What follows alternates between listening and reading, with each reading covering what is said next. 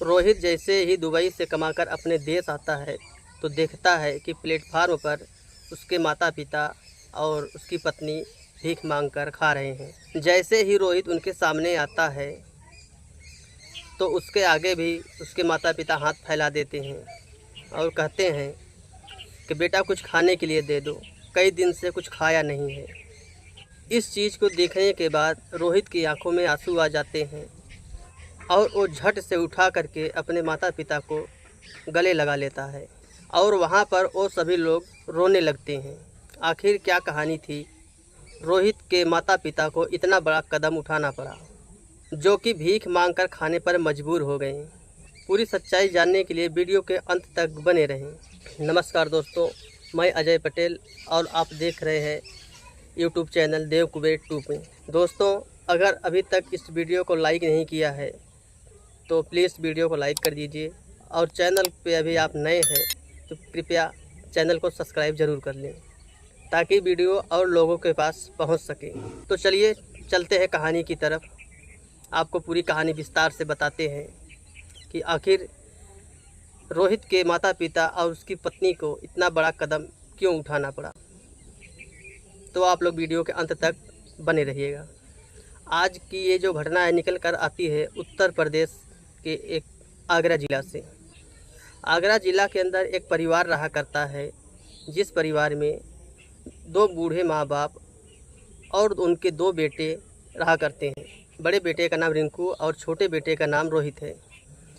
रिंकू की शादी जो है हो चुकी है और उसकी पत्नी घर पर ही रहा करती है। और वो जो रिंकू की पत्नी है वो कुछ अलग स्वभाव की है जो कि अपने छोटे देवर रोहित को अपने प्रेम जाल में फंसा लेती है। अब इसके बाद वो परिवार पर अपनी पूरी मनमानी किया करती है।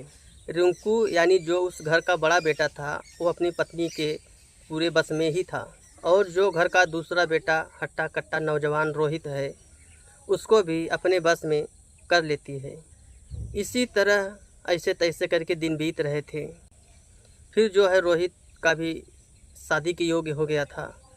उसकी भी शादी का चर्चा जो है चल रहा था गांवपुर में, जो कि उसके माता पिता गांव में ही एक उसके लिए बहुत खूबसूरत सुंदर सी लड़की ढूंढते हैं और उसके साथ उसकी शादी कर दी जाती है। और जो वो लड़की थी उसके पिताजी नहीं थे। उसके पिताजी जो है 2 साल पहले ही एक्सपायर हो गए थे। उसके परिवार में उसका कोई नहीं था। माँ बाप की अकेल थी और सिर्फ उसकी माँ ही थी। और जो है वो लड़की का नाम अंजलि बताया जाता है। रोहित की जो है शादी कर दी जाती है बड़े ही धूमधाम से और अंजलि नवेली दुल्हन बनकर रोहित के घर आती है और वहाँ पर रहने लगती है। जैसे तैसे करके 2 4 6 दिन बीतते हैं तो अंजलि को पता चलता है रोहित जो है अपने भाभी के प्रेम जाल में फंसा हुआ है। लेकिन जो ये अंजलि है बड़े ही शीतल स्वभाव की थी और बहुत समझदार लड़की थी। सोचती है कि चलो मेरे न रहने पर ये उल्टा सीधा हरकत करते थे, शायद मैं आ गई हूँ, अब सुधर जाएंगे। इसी ख्याल में जो है वो अपना जीवन रोहित के साथ व्यतीत करने लगती है और अपने पति का सुधरने का वेट करती है कि कभी न कभी तो सुधर ही जाएंगे। लेकिन यहाँ जो रोहित था अपने भाभी के प्रेम जाल में फंसा ही जा रहा था और जैसा उसकी भाभी कहती वैसा ही किया करता था। अब उसकी भाभी जो है रोहित को उसकी पत्नी से नहीं मिलने दिया करता था, यानी अंजलि से रोहित को नहीं मिलने देती थी। किसी न किसी बहाने उल्टा सीधा करके उसको अपने पास ही बुला लेती थी। कभी यहाँ जाना कभी वहाँ जाना, ये कर लो वो कर लो करके उसको अंजलि से हमेशा दूर ही रखती थी। और जो ये रोहित है अपनी पत्नी अंजलि से मिलना भी नहीं चाहता था क्योंकि रोहित जो था उसका प्रेम कहीं और ही लगा था, अपने भाभी की तरफ ही था। इसके लिए जो है वो अंजलि से भी दूरी बना के ही रखता था। अगर कभी कभी अंजलि उसको बुलाया करती कुछ काम के लिए तो जो रोहित था उसका पति उसको डांट फटकार करके उसको दूर कर देता। उसकी कोई बात ही नहीं सुनता, हमेशा उसको गाली गलौज देता, मारता पीटता, डांट देता, कभी उसके साथ प्रेम से बात ही नहीं करता। कई कई दिन हो जाता है रोहित की पत्नी से रोहित को बात किए हुए। फिर ऐसे तैसे दिन बीत रहे थे। फिर एक दिन अंजलि बहुत हिम्मत जुटाती है और अपने पति रोहित को अपने पास बुलाती है और कहती है कि देखो तुम जो ये कर रहे हो ठीक नहीं कर रहे हो। जो तुम ये सब उल्टा सीधा हरकत कर रहे हो, मुझे सब पता है। मैं हमेशा नज़रअंदाज करती हूँ, इसका मतलब ये नहीं कि हमें कुछ पता नहीं है। मैं काफ़ी दिनों से आपका ये व्यवहार जो है बर्दाश्त कर रही हूँ, अब बर्दाश्त के बाहर हो गया है। आप सुधर जाओ, नहीं तो ठीक नहीं होगा। तो जो है रोहित ना सुनने के बाद अपनी औरत को काफ़ी खरी खोटी सुनाने लगता है, उल्टा सीधा बोलता है, तुझे जो करना है कर, और ज़्यादा बोलेगी तो तुझे मारूंगा भी। मारने का पीटने का उसको धमकी देता है, छोड़ देने का धमकी देता है, तुझे तलाक दे दूंगा, ये कर दूंगा, नहीं तो चुपचाप जो मिल रहा है खा पी के पड़ी रहे। तो अंजलि जो है सोचती है कि अब यहाँ रहना ठीक नहीं है मेरा। वो सोचती है कि कुछ दिन मायके में घूम के आ जाऊँ, शायद इनका अकल ठिकाने लग जाए। वो अपने चाचा के लड़के को बुलाती है, चचेरा भाई था उसका, उसको बुलाती है। अब बुला करके वो मायके चली जाती है। अंजलि जो है मायके चली जाती है, और फिर यहाँ का नज़ारा जो है ऐसे तैसे बीत रहा था। फिर उसका जो रोहित उसका आदमी था अंजलि का, और रिंकू की पत्नी उसकी यानी भाभी, दोनों जन बहुत खुश होते हैं कि चलो छोड़ के चली गई, अब हमें रोकने टोकने बोलने वाला कोई नहीं है। और इसी तरह उसकी भाभी पूरे परिवार के ऊपर अपना मनमानी चलाती है, मनमानी करती रहती है। रिंकू जो था काफ़ी दबाव में रहता था, मेरे जो बोलती वही करता था, दिमाग अपना लगाती है, और उसके दिमाग में पूरा बात पहले से ही चल रहा था। तो वो बोलती है रोहित से, ये काम करो, दुबई में मैं सुना हूँ कि काफ़ी मोटा पैसा और ज़्यादा पैसा वहाँ मिलता है, कम काम करने का ज़्यादा पैसा मिलता है। तुम जो है कि चले जाओ दुबई और वहाँ से मोटा पैसा कमा के लेके आना, हम तुम्हारी शादी यहाँ दूसरी करवा देंगे, और जो है उससे तुम्हारा छुटकारा करवा देंगे, वो लड़की सही नहीं है। तो रोहित के दिमाग में भी ये बात बैठ जाती है कि शायद मेरी भाभी ठीक ही कह रही है, कुछ दिन के लिए वहाँ चले जाएंगे तो इससे नाता टूट जाएगा मेरी पत्नी से। फिर जो है बाहर जाने के लिए वो अपना कागज़ पत्र बनवाता है, महीने 2 महीने में घूम टहर करके वीज़ा पासपोर्ट जो है रेडी करवाता है, और रोहित जो है दुबई के लिए रवाना हो जाता है। रोहित दुबई के लिए रवाना होता है, उसके 1-2 महीने बाद उसके भाभी के दिमाग में जो है बहुत खुरापाती काम चल रहा था। वो अपने पति से बोलती है, यानी रिंकू से कहती है कि तुम ऐसा करो कि तुम्हारा भाई दुबई चले गया है और उसकी पत्नी मायके में है, तो तुम एक काम करो, अपने माता पिता को लेके जाओ तहसील में, और जो है कागज़ पत्तर लेके जाओ पूरा, और जो पूरा प्रॉपर्टी है खेती बाड़ी घर का और ये सब अपने नाम करवा लो, और लोग को कुछ देना नहीं है। आखिर तुम ही तो बड़े हो और तुम ही सब कुछ कमा के बनाए हो। तो जो है कि रिंकू के भी दिमाग में ये बात धंस जाती है कि शायद मेरी पत्नी ठीक ही कर रही है, सब कुछ मैं अपने नाम ही करवा लेता हूँ। ऐसे तैसे 2-4-10 दिन बीतता है। फिर जो है एक दिन रिंकू अपने माता पिता को लेकर तहसील में पहुँचता है और कहता है, पेंशन का कुछ काम अटका हुआ है, आपके वृद्धा पेंशन है और खेती का जो पैसा आता है वो पैसा अभी नहीं आता है आपके नाम पर, तो आप कुछ पेपर हैं जो इस पे आप साइन कर दोगे तो वो फिर से आपका जो है चालू हो जाएगा। तो उसके माता पिता कुछ सोचते समझते हैं कि मेरा बेटा कुछ गलत तो नहीं कर रहा है, फिर सोचते हैं कि मेरा बेटा ही तो है, कुछ गलत नहीं करेगा। तो एक बार कोई दूसरा होता तो वो लोग आनाकानी करते। बूढ़े माँ बाप थे, वो लोग अनपढ़ थे, बहुत ज़्यादा पढ़े लिखे नहीं थे। रिंकू जो है वकील करता है, वकील से मिल करके पूरा कागज़ पत्तर बनवाता है। बनवाने के बाद सारी प्रॉपर्टी जायदाद जो भी था घर का सब अपने नाम करवा लेता है, और अपने माँ बाप को वापस घर लेके आता है। 2-4-10 दिन बहुत सेवा करता है। 2-4-10 दिन बहुत सेवा पानी करता है तो उसके माँ बाप को शंका होने लगता है कि अब तक तो बेटा मेरा पहले ऐसा कभी सेवा पानी नहीं किया, अब क्या हो गया इसको कि जो इतनी सेवा कर रहा है। फिर ऐसे तैसे कुछ दिन बीता, 1-2 महीना बीता। फिर जो है कि रिंकू की पत्नी जो है वो अपने बूढ़े सास ससुर को खाना देना बंद कर देती है, और उन लोग को खाना पीना नहीं देती, गाली गलौज देती, क्योंकि जो था प्रॉपर्टी अब रिंकू और उसकी पत्नी के नाम पे पूरा जायदाद हो चुका था। इसके दिमाग में पूरा बात तो पहले से ही चल रहा था। फिर ये क्या काम करते हैं, उन लोग को धक्का मार के घर से बाहर निकाल देती है। रोहित दुबई में है, उसकी पत्नी मायके में है, और अब उसका देखभाल करने वाला, उनके माता पिता का जो है देखभाल करने वाला कोई नहीं होता। फिर वो लोग दर बदर ठोकरें खाते खाते प्लेटफार्म पहुंचते हैं, वहाँ भीख मांगना चालू करते हैं। अब भूख लगी है भाई साहब, तो भूख क्या ना क्या करवा दें, तो लोग अपना प्लेटफार्म पे रहने लगते हैं, बहुत रोते हैं, भीख मांग के खाते रहते हैं, दिन गुजारते रहते हैं। और जो यहाँ रिंकू और उसकी पत्नी थी, ये दोनों के दिमाग में काफ़ी खुरापात चल रहा था।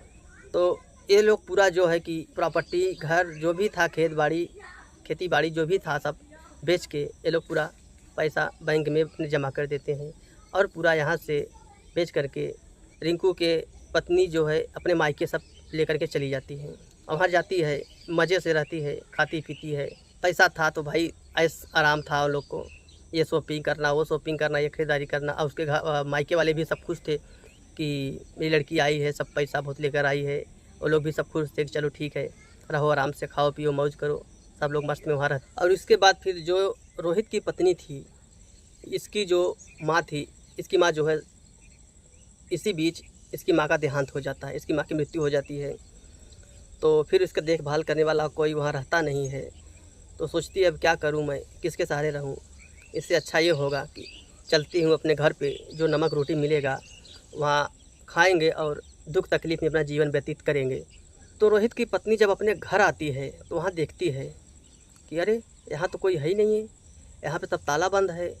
तो वो अड़ोसी पड़ोसी से, गांव वालों से वहाँ पूछती है तो वो लोग बताते हैं जो है कि तुम्हारे जाने के बाद रोहित दुबई चले जाता है और जो तुम्हारी सास ससुर थे उनको रिंकू और उसकी पत्नी मार के घर से बाहर निकाल देते हैं और पूरी प्रॉपर्टी, घर द्वार, पूरा खेती बाड़ी बेच करके वो लोग अपने मायके चली गई।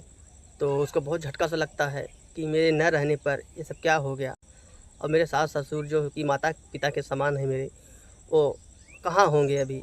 इसी तरह से अब फूट फूट कर वहाँ पर रोने लगती है और गांव वाले से पूछती है कि हाथ जोड़ती हूँ, बताइए आप लोग हमको इतना बता दीजिए कि मेरे सास ससुर किस तरफ गए हैं। तो कुछ लोगों ने बताया कि शायद आगरा का जो प्लेटफार्म है वहाँ पर गांव का आदमी किसी ने देखा था उन लोगों को कि वहीं पे भीख मांग के दोनों जन अपना खा पी रहे हैं, इसी प्लेटफार्म पर ही सोते हैं। तब यहाँ जो है कि रोहित की पत्नी काफ़ी हैरान हो जाती है और वो सोचने लगती है कि मेरा किस्मत कहाँ से कहाँ लेके जा रहा है मुझे अभी।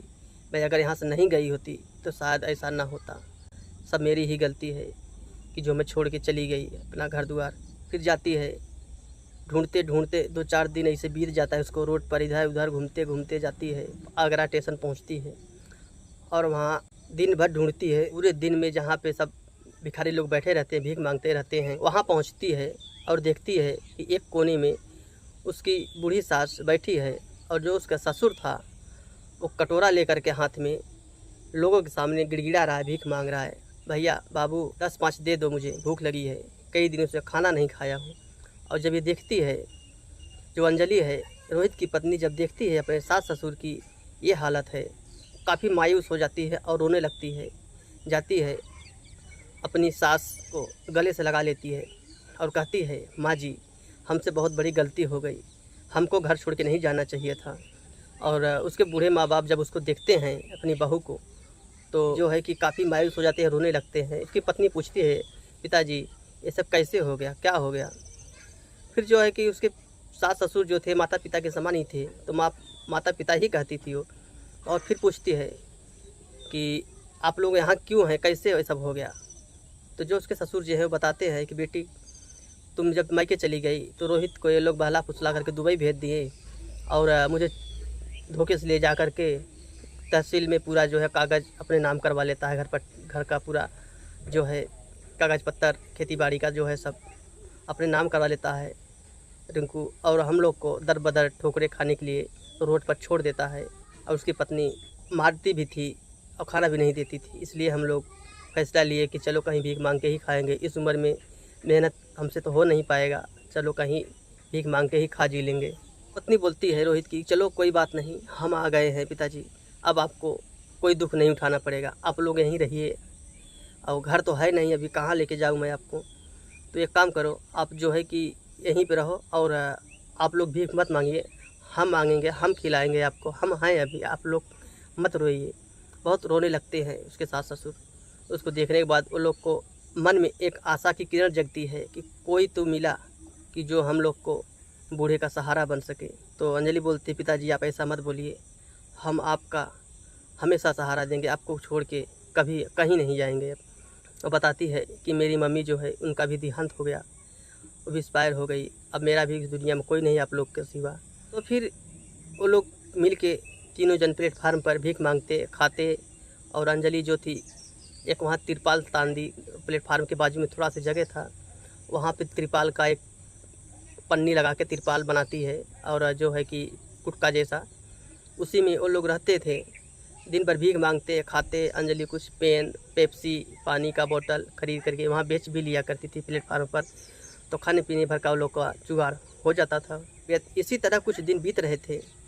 धीरे धीरे 2 साल के करीब लगभग पूरा हो गया।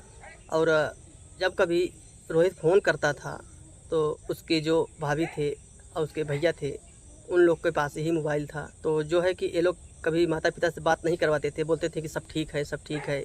ऐसा करते करते उसको 2 साल बीत गया। जब वो वहाँ से दुबई से जब रिटर्न होता है और आता है तो सीधा अपने घर पे आता है और यहाँ देखता है कि ताला लगा हुआ है, घर पे कोई है नहीं। तब काफ़ी उसको टेंशन होता है कि सब घर के लोग, मेरे माता पिता, मेरे भाई भाभी सब कहाँ चले गए। तो 2-4 घंटा दरवाजे के पास बैठा रहता है, कोई नहीं आता है।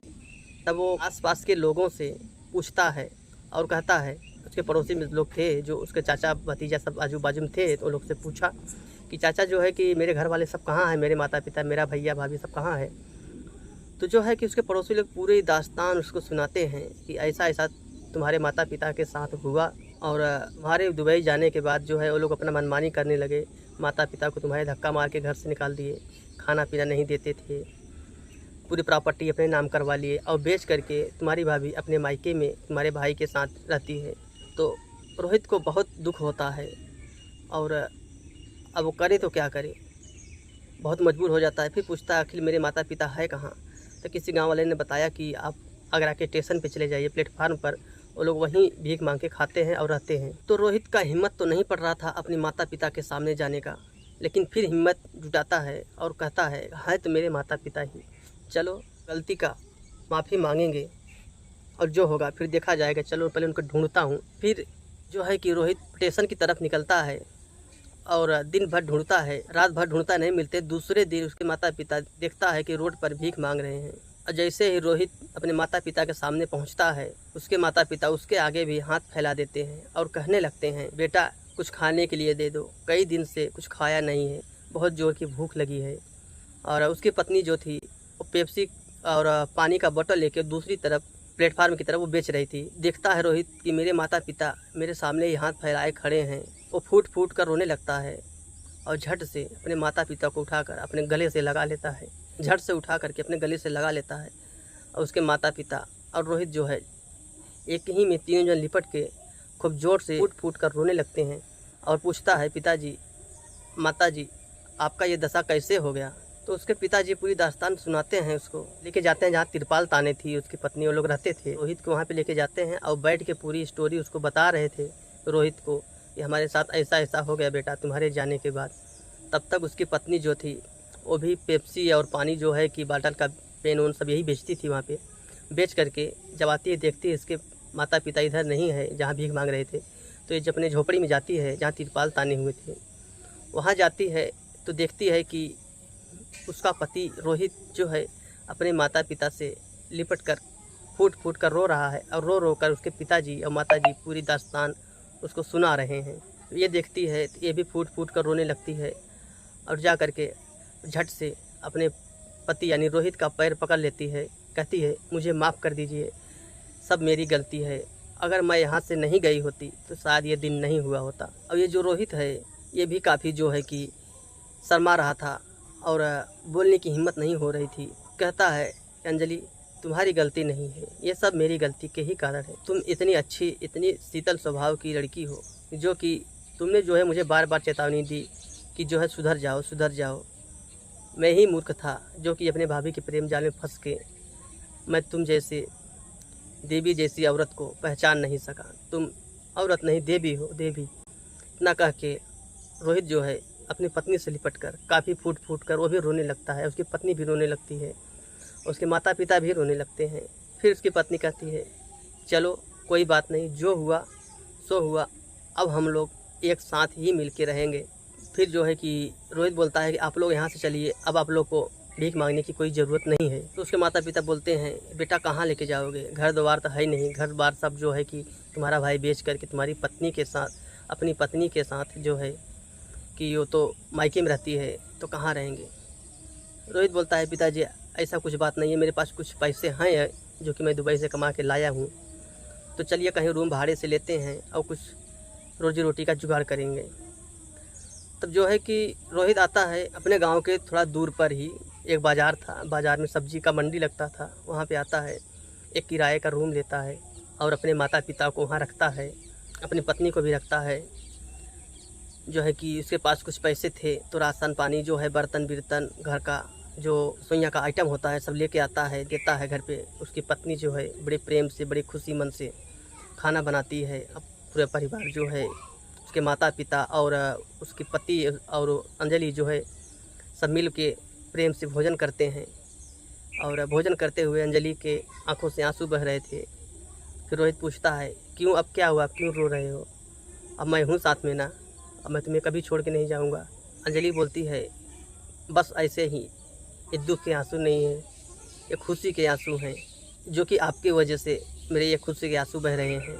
फिर रोहित गले से लगा लेता है अंजलि को, बोलता है, कोई बात नहीं, चलो अब दुख के दिन अपने बीत गए, नौकरी का जुगाड़ करते हैं। और जो कि ये खर्चा रूम बीम का किराए से लेने से, और रोहित के पास जो है कि जो पैसा था दुबई से कमा के लाया था, वो घर के खर्चे में और रूम लेने के चक्कर में जो है कि पूरा ख़त्म हो जाता है।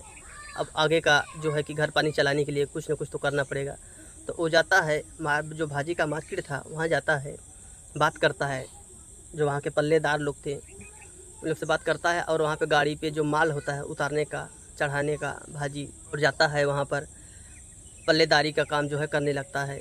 गाड़ी पर से माल उतारना, चढ़ाना, आलू का बोरी, भाजी का बोरी, यही सब करने लगता है। तो वहाँ से कमा के जो भी 100 200 500 बनता था लेके आता था, घर का खर्चा पानी चलता था धीरे धीरे।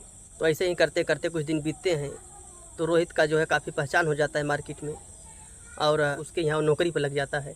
नौकरी में उसको 100-50 ज़्यादा मिल जाता था, नौकरी करता था। करते करते कुछ दिन वहाँ का जो है माहौल वो समझ जाता है और तरीका पूरा सीख लेता है। घर पे आता है और अपने पत्नी माता पिता से कहता है, अब हमें नौकरी मिल गई है तो कुछ खर्चा बढ़ के मिल जाता है, आप लोग टेंशन मत लीजिए।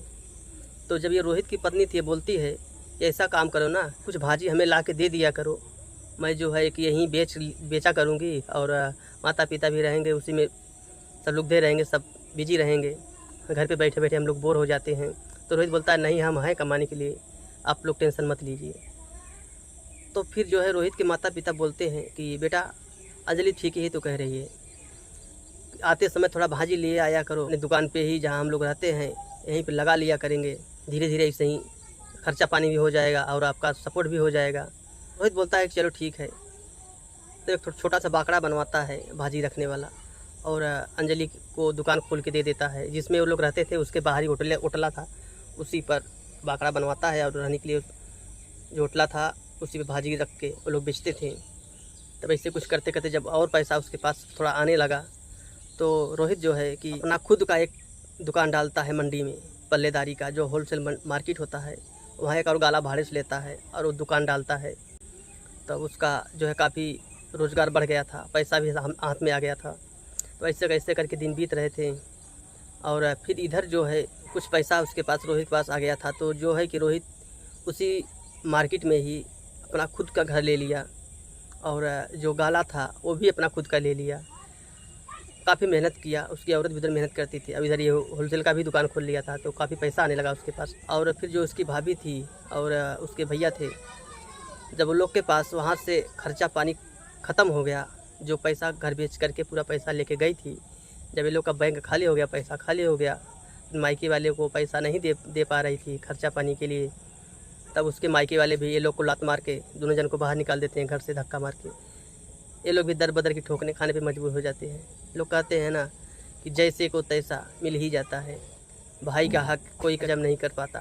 तो फिर जो है कि ये लोग दर बदर ठोकरे खाते खाते उसी मार्केट में पहुंचते हैं और देखते हैं कि जो है रोहित भाजी मार्केट में भाजी बेच रहा है, और उसकी पत्नी भी उसी समय उसी रोहित के आढ़त पे जो है कि भाजी लेने के लिए गई हुई थी।